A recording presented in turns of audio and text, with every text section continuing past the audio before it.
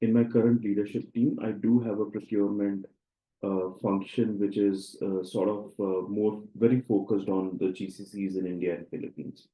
So, first answer to your question that yes, in my experience, I've always seen procurement, being part of the GCC operations. After a certain point in time, it doesn't come in day one, right? I'm talking about the local procurement.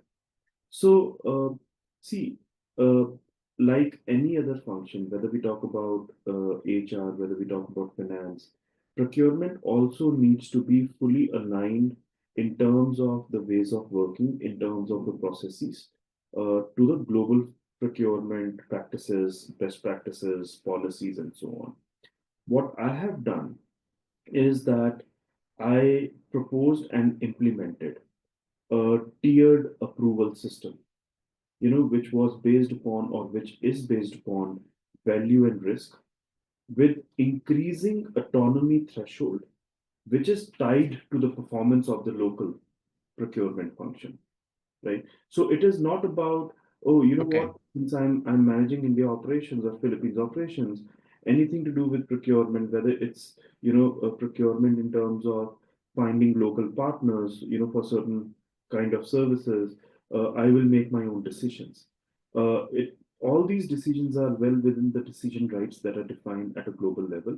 However, to make things more agile, to ensure that our centralized processes are not leading to missed opportunities and productivity issues, to ensure that the in-country procurement function has the right level of autonomy.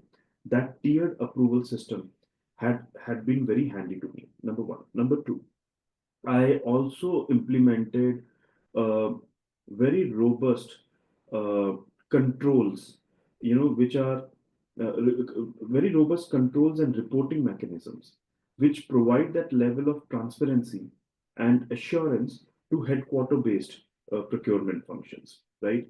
Uh, we have demonstrated cost savings that are achievable through local vendor relationships.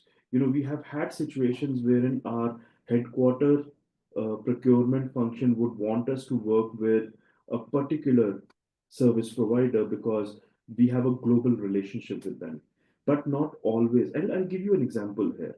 You know, Yeah. I was working on setting up a new office uh, in Hyderabad for us. And, as part of our global procurement facilities and real estate management function, we already had a partner at a global level.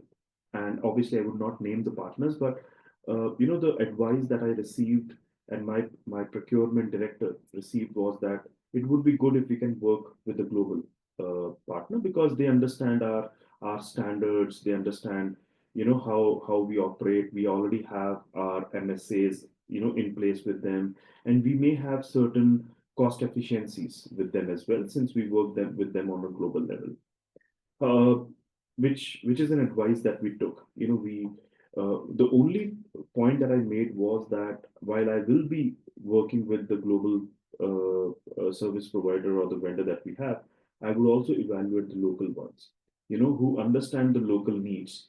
Who are much who can offer us the level of agility that we need.